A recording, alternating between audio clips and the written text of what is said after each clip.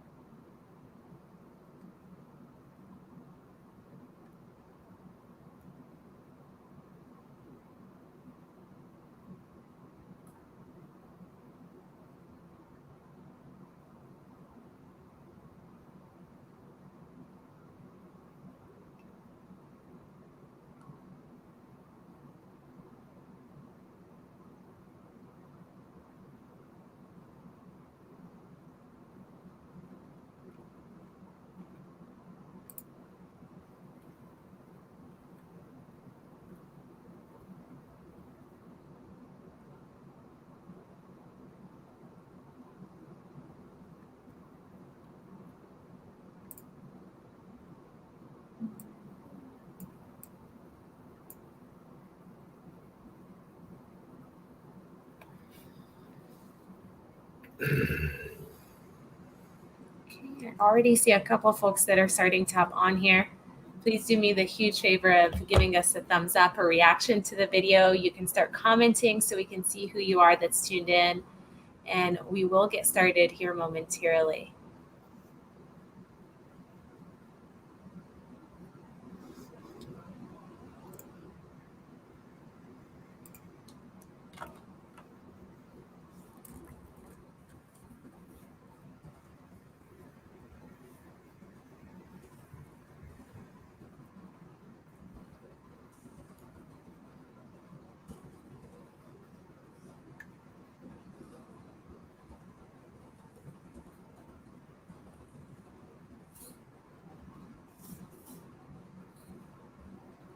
Okay, well, let's get this kicked off. And as folks are starting to hop on, you can start engaging with us. But good morning and happy Friday to you. Thank you for tuning into our live broadcasts. I am Juliet Abdel, your Westminster Chamber of Commerce President and CEO. And I'm so pleased to bring to you a broadcast now on Mondays, Wednesdays, and Fridays. Now, all of the videos that we have hosted from really March of last year until today are found in the video section here on our Facebook page. You can also find them on our YouTube channel, Westminster Chamber of Commerce, which leads me to my next comment. And that's if you are not already engaged with us on all of our social media platforms, then your to-do item for today is to connect with us on Instagram and Twitter at Westy Chamber. Of course, on LinkedIn, we're also on Westminster Chamber of Commerce. We shared that we're on here on Facebook and YouTube, and we have a wonderful website that's westminsterchamberofcommerce.biz. And as you connect with us on all of those platforms, those are ways for you to not only engage with us, but to gain information that we post out there. Sometimes we have content that crosses over numerous platforms. Other times we share information strictly on certain platforms, depending on who is there, depending on the audience and who we would like to get that information. Now, if this is your very first time on our Facebook page, I hope it is not your last. Make sure that you hit that like button on our page so you can follow and get those timely alerts, and also set your notification settings to be alerted. You can do that by hitting the follow button or follow icon and moving the preference to get alerted when content's post live. So make sure that your default setting isn't putting us on the back burner and that we are strictly on top of everything. And then, of course, if you're a returning viewer like Brian Dice, my past chairman, who's already tuned in, then I appreciate you coming on here. Of course, we ask that you hit the share button so others in your network can drop what they're doing, hop on and join us, or even view this later on and gain some of the resources and information that we are sharing. So with that, most of you know that the comment section is available to you. That is where we will turn for any questions that you may have, any comments, good morning, pleasantries, or remarks. This is how we know that the information is being received, or if we've snoozed you to death, then you likely won't give us any questions or comments. So be familiar with that section of this video, and we'll turn to it here in a little bit as we go over some of the information. Now, today's broadcast, I'm very grateful for. It is with Jose Castillo. I won't even try and pronounce the second part to your last name, Jose, but I am so excited to have you on this broadcast with me. Thank you very much for having me, for the pleasure to talk to your audience and the opportunity to be here. Thank you. Yes, and for those of you that are just now seeing Jose for the very first time, he is an associate professor over at the School of Medicine, the Division of Infectious Diseases with the university out at the Anschutz campus. So he has a wealth of knowledge, experience, and during the time of COVID has been really at the forefront on a lot of it, has seen firsthand how things are being handled, how things are being administered from the lens of the campus, from the lens of research, and even today. So we have a number of things that we intend on talking with everyone about today. And I'll just kind of get us started if that's okay, Jose. But I have a list of a few things that I want us to get to. One of those was initially the vaccine, just because this is a topic that's been around. It seems like we're seeing it all over the place. We're seeing, of course, our governor's office that's encouraging and incentivizing people to get their vaccines, from lottery to scholarships, mobile services that are out there. But what, from your lens, do you want us to know about these COVID vaccines that are out there? Well, thank you again for the opportunity to be here. I mean, this is an unprecedented time, I think, in the history, or at least in the last 100 years of mankind, where we have been facing this pandemic. And beyond many of the things that have been devastating the world and the United States because of the pandemic, one of the positive things we have developed in the last since the beginning of the pandemic, but particularly since the last year, is the availability of effective and useful preventive measures to prevent COVID, and I'm talking about the vaccines. If you look at vaccine history in general, for many diseases, there's plenty of vaccines out there for childhood, diseases that you get when you're a kid or when you grow up, that have been developed over a period of time that requires, or over a prolonged period of time, because the circumstances have allowed for that. But when we were faced with this urgent public health emergency around the world, every scientist possible that could actually focus on developing a vaccine did that, and the tremendous effort that of all those researchers led to the development of a vaccine in a record time, which was about a year, from the end of 2019 to the beginning of to the end of 2020, when the first vaccine was approved for emergency use. This is unprecedented, and it's also something we should take advantage of, in my opinion. Many of the vaccines that we see out there, for example, for influenza, the flu shot that we get every year, they're very effective. And when we mean very effective, is they prevent people from getting sick or prevent people from getting infection in the range of, sometimes 60 to 70%. When we talk about the COVID vaccines, we're talking about an efficacy and an effectiveness over 90%, on preventing infections, and about 100% on preventing severe disease and preventing hospitalization, which is one of the major issues that the vaccine, in my opinion, is being designed to do. The vaccines are designed to do. Back in March, April of last year, perhaps, and also in the Thanksgiving break, there was a huge influx of severe cases of COVID into the medical centers all over the country, and in Colorado as well. So we saw that our ICUs and our emergency rooms were getting clogged. We're getting at capacity or beyond capacity with very sick patients with COVID. And now we have a vaccine that prevents precisely that negative outcome, people from getting sick to go to the hospital, and more importantly, people from dying from COVID. In every age group that this has been tested, 12 years and older, and obviously in particularly vulnerable groups of patients, like those over 65 and 70, or who have conditions like heart disease, lung disease, etc. So we have 3 vaccines currently approved in the United States for emergency use, which means that the FDA has granted approval for them to be used in adults and children over 12 years old, and they are in the process of obtaining full FDA approval. They were granted emergency approval because we're in the middle of an emergency, right? In the middle of a pandemic, where the regular process of full approval may take a little bit longer. The FDA decided that the data of safety and efficacy was enough to grant them use in the general population. So far in the United States, we have given about a little bit over 300 million doses of the vaccine. And there are 3 vaccines, as I mentioned, that are approved for emergency use.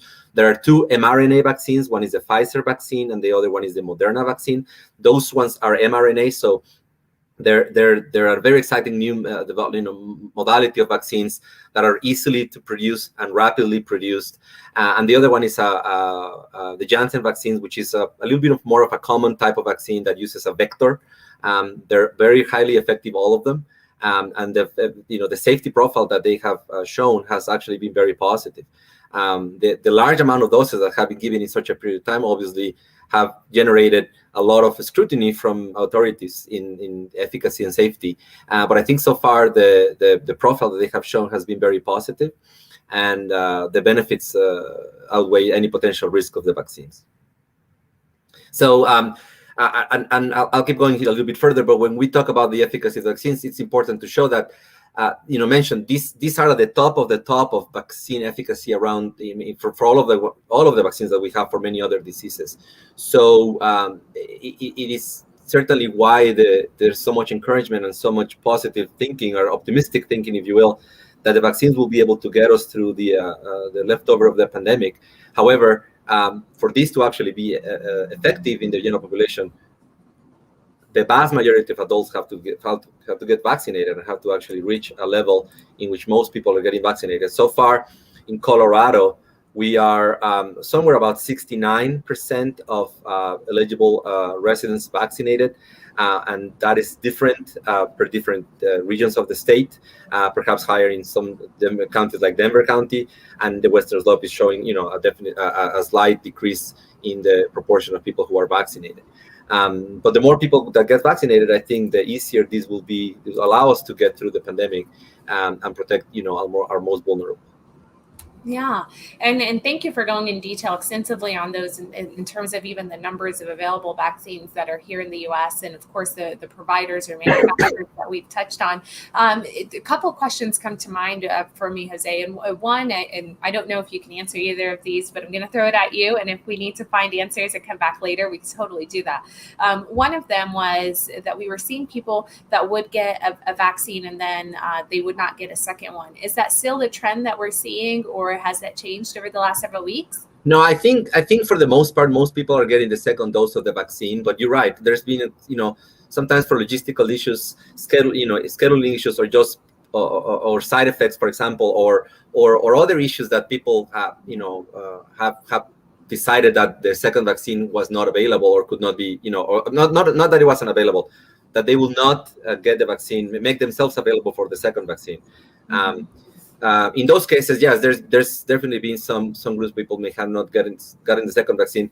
It's important to notice that to be fully protected, both doses have to be received, and particularly for the most recent variants. I don't know the numbers of what is the trend of groups of persons who have not received the second dose. I think it's minimal, but I think it's happened. One of the advantages of the Janssen vaccine, for example, is that it's a single dose. So scheduling for a second dose is probably not, obviously, it's not a barrier. And that has facilitated the vaccination in some groups where reaching out for the second vaccine is difficult, like, for example, migration populations who migrate, people who experience homelessness, or some of the other vulnerable groups. Sure. And we talked about the majority kind of have been going back, which sounds like it's more positive than what we had heard, very early on, just because of those side effects that they were feeling, or maybe the apprehension that they would have toward taking a second vaccine. But we also shared a statistic, or you just shared a statistic with us, of 69% of Coloradans that have had their vaccines. Now, very early on, I know whenever the surveys were going on and we were benchmarking kind of our state and our residents to see the general pulse and how many people would go after it, my understanding was that around 60%. So it does look like we're slightly over that initial survey outreach to the entire state of Colorado to see how many people would be willing to take that vaccine, by at least 9% at this point. Yeah, I mean, exactly. So far, 62% have received 69% one dose, and 62% fully vaccinated. So we are definitely, I think you're right, at the number of what people we're hoping that we would get. We're still a little bit behind on other states. For example, states like Vermont or Massachusetts, where over 70% of residents are fully vaccinated. But we're definitely, somewhere in the middle of the pack, if you will. And I think that's reflected on the relatively good control that, or stable numbers, if you will, that we have had in the state of Colorado over the last several weeks. We have been covering, in case of the numbers, around the 400 or 500 cases per day, new cases per day, with that significant decrease in mortality. We have seen days now in the hospital where we have 1 or 2 admissions for COVID in 24 hours, which is a very, very positive trend compared to the, those that we had somewhere in the Thanksgiving break or so. Yeah, just a few months ago. Yeah, entirely different. And one more question for you, Jose, before I know we have like a lot that we want to share with them, but these are kind of piquing my interest in asking some of these things that I've either heard questions about or prefer. And this idea that very earlier on we were attempting to find this herd immunity. Is there actually one, because that is no longer part of the discussion from a lot of the communication that I'm seeing or hearing. So is there a herd immunity that we're all trying to move toward? Is there a level of percentage that we're trying to hit? What is that miraculous number, if there is one that's out there, in terms of either vaccines or making sure that the population has that access to those things if they so choose? Yeah, no, that's a very good question. I think has been a moving target. The 70% that was quoted early on, I think was a very useful target because it was a strategic number that we could have as a goal to get adults vaccinated, and that it would include perhaps persons who actually had the disease, who developed some natural immunity to the infection. I think it's a moving target, and I think it's reflected on the fact that the vaccines were so effective. And to be honest, I think the high efficacy of the vaccines was a little surprising to some, because people were expecting vaccine to be 50 or 60% effective, but we were talking about over 90% effective. So perhaps the 70% is a moving target. I don't think that a full number or a percent number goal continues to be the specific number, 75 or 70 or 80%.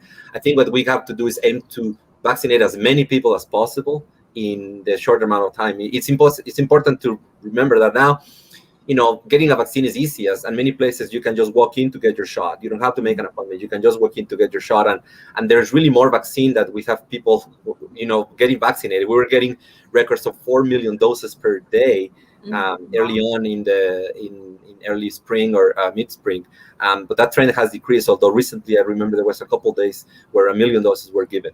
So more than keeping a number, I think as a goal, I think the trend is, in my opinion, what should continue to go up in the number of people vaccinated. You recently saw probably that the government, mentioned that the regional goal of getting 70% of the country vaccinated by the 4th of July may not be met, but that should not discourage us from keep pushing and from, it could serve as a reminder for anybody in your audience who has not been vaccinated or who's concerned about any potential issues with the vaccine, to talk to people who have been vaccinated and decide to go get it. And then I think you answered my next question that I had for you before you even realized it, and that was that there's generally going to be a percentage that does not get vaccinated. Are you aware of what the highest vaccine is that's out there in terms of percentage that the public has access? Do you know? I guess I missed your question. What is the highest proportion of people vaccinated in which? Yeah, so states like Vermont or Massachusetts, they're over 70% fully vaccinated of adults 18 and older, and other states are not even at the 38%, 40%. So we're somewhere in the middle. I think if I answer your question, that was a great answer. Yes, and the other question that I had to that is, when you look at things like the flu shot, or you look at other protective types of vaccines that are out there, do you know off the top of your head which one would have such a high, or is there always a margin of a 10, 20, 30% on vaccines that are out there? No, I think the proportion, it's a good question. I think the proportion of kind of, if we call it vaccine hesitancy or people unvaccinated for the flu shot, is probably very similar to what we've seen for COVID. It's probably maybe a little bit higher for the flu shot than for COVID, just because the mortality rate for COVID is higher than for influenza. So people who were on the fence of getting the flu shot, sometimes they get it, sometimes they not. They get it a year, they don't get it the other year. For COVID, they were probably a little bit more prone to get it, and that's great. But I think overall, the hesitancy of the proportion of persons who are still a little uncertain whether they want to get the vaccine or not is very similar. But But the more doses that are given, and the more we scrutinize the safety of the vaccines, which so far has been a tremendously positive record, I think the more people will realize that this is a good opportunity to protect yourself and protect others. Particularly because we are in the midst of the Delta variant, which is what we can talk about next, if that's okay. That is absolutely, yes. So we're hearing lately, especially over this last couple of weeks, about this new variant that's out there, known as the Delta variant. What can you tell us a little bit about what that is and what to expect from it?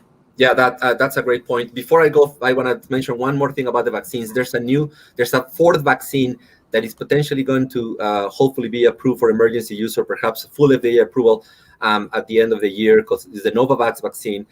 Recently completed a study in the United States and showed very positive trends. So there's another vaccine coming in the US, hopefully, that will potentially, is not an mRNA vaccine. So if somebody's concerned about mRNA vaccine for whatever thing they were told or they read, this is a different type of vaccine called a protein vaccine, which is completely different, and I think could help increase vaccination rates.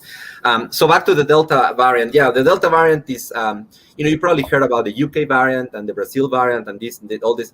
Over the last several weeks, there's been a consensus, thankfully, to name the variants in terms of Greek letters. So the Alpha, Beta, Gamma, Delta variant, so that we know that we're all talking about the same thing. The Delta variant appeared in India at the end of December 2020. And has created tremendous, a very large outbreak in India and around the world. The issue with the Delta variant is that the Delta variant is more contagious than the wild type virus, and more contagious than the Alpha variant, which was the UK variant that we first saw, that was more contagious already than the wild type. The wild type we call the kind of the regular COVID, if you will. But the Delta variant is more contagious and appears also to be more lethal and cause more severe disease. The Delta variant is all over the world. It's in the United States and it's in Colorado. And over 20% of cases in the United States currently are assumed to be due to the Delta variant. How do we know what variant a person has? Is they get the virus from, they isolate the virus from the patient, they send it to the local State Department where they do the genome, they look at the DNA and the RNA, or the genetic code of the virus, and they say, okay, this genetic code corresponds to the Delta variant. So it's more contagious and perhaps a little bit more, we think, more lethal. However, it is the Pfizer vaccine and the AstraZeneca vaccine, which is the second one, is not available in the US, but the Pfizer vaccine that is available in the US seems to be protective against the Delta variant in the same proportion as with the wild type virus. So that's a very positive sign. The problem with the Delta variant is, as I say, it's more contagious. So for somebody who's unvaccinated, they're perhaps even at a higher risk of acquiring COVID and severe COVID than they were back in a year ago. In particularly because there's no lockdown anymore, people are starting to wear less masks everywhere you go. So if a person is unvaccinated, I think they're perhaps at a higher risk now of severe disease than they were back in mid-year last year.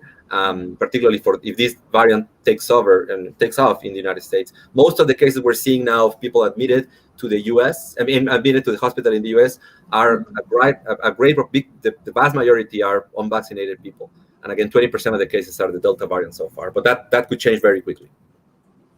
Thank you so much for that and for kind of going a little bit more in depth on it. It looks like we do have a quick question from Tara that's tuned in with us. And I just don't want to lose sight. I see Tara and Brian Head as well, and Anna and Peter and a few others. Thank you for having on to broadcast with us with Jose, who is one of our infectious disease specialists on the Anschutz campus, associate professor, and has talked in length about the vaccine. Now we've transitioned over into the Delta variant. And Tara's asking, as it relates to the Delta variant spreading, that would it be safe for kids to still go back to school? Is it, I guess, is it as detrimental as this last one that we were seeing over this last year? Is it worse? What does that look like for these parents that are thinking of next year fall? Yeah, no, that's a great question. And obviously, I don't think we know the answer to what's the effect of the Delta or how severe disease, or at least there's not been enough cases if it's more aggressive in kids or more contagious in kids, but at least we have data in adults.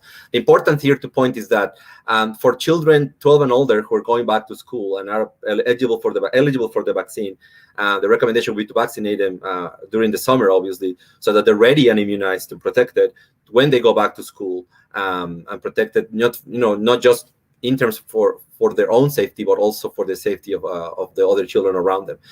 It is very likely that the teachers that are at school are already vaccinated. And I think, I don't know the answer to this, because this is not exactly the focus that I have. This is more of a Colorado CDPHE and kind of DPS decision. But I think perhaps there will be some places or some instances where some of the kids that are not vaccinated because of age restrictions, yet because they're not eligible yet, may have to go back to school and wear masks and continue to do social distance and perhaps continue with the same measures that were instituted at the end of the last school year. But I think the more people that get vaccinated, the safer it will be for kids to go back to school. And I think over the summer we'll learn more about the Delta variant and more about what is the behavior of this variant in children. Thank you for that. And thank you, Tara, for that question. It's definitely one that I feel like any parent probably has at this point in time, especially as they're watching things unfold. We are, believe it or not, Jose, I told you this goes by really fast when we hop on here. So I want to at least have some time. I know. You're like, oh my gosh, it's already. I want to at least have some time to hear kind of your personal thoughts on kind of what does the future look like. And I know that this is going to be kind of you from your own perspective. Yeah. It's not necessarily anything else that's there, but would love to hear kind of your personal thoughts on that. Yeah, I mean, I'm optimistic on a personal level. I comparing a year ago today to where we are today, I'm definitely optimistic, as many other my colleagues are, about the fact that that we are hopefully at the beginning of the end, or at the beginning of a more controlled situation. I don't think COVID is going anywhere. I think COVID will be with us for a long time. But it's the level of disease and the burden of disease what we need to control. Just like influenza, just like the flu, just like other diseases, right? They're with us and live with us, and we live with them. But we're able to establish an equilibrium, if you will, of protection. So I'm optimistic as long as the population in the U.S. and around the world, but particularly in Colorado, we continue to get vaccinated, that we will be able to pull through. And again, I've said it about 5 times, but I'll say it a 6th time. This is the best time to get your vaccine. Not tomorrow or the day after, but today.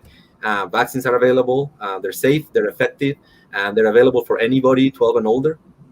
And they're free, and they're easily accessible for everybody. And in some states, and even Colorado, I think, there is a potential to win money and win prizes and get incentives to do that. So even more reason to get vaccinated. I think the more we do this, and the more we continue to realize that in the future we'll continue to be very vigilant of a resurgence in the summer, in the fall and winter. It's also going to be important to be prepared and identify quickly when we're in the middle of an upsurge, so that we can institute measures quickly and get more people vaccinated.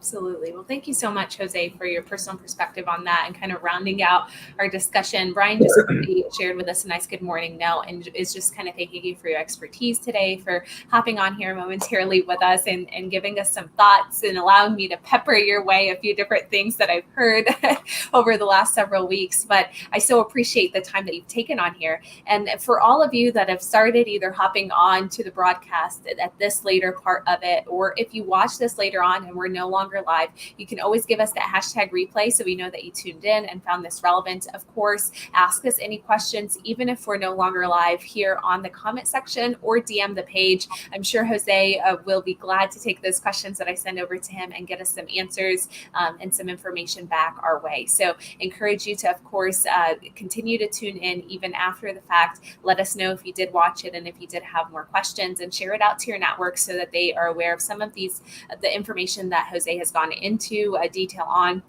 whether it was about the Delta variant, whether it's about the vaccine, or of course, kind of what the future looks like, answering some of those questions for us from both you all, our audience, and from myself. But very thankful for our audience that continues to tune in. And Jose, thankful to you for being on here with me.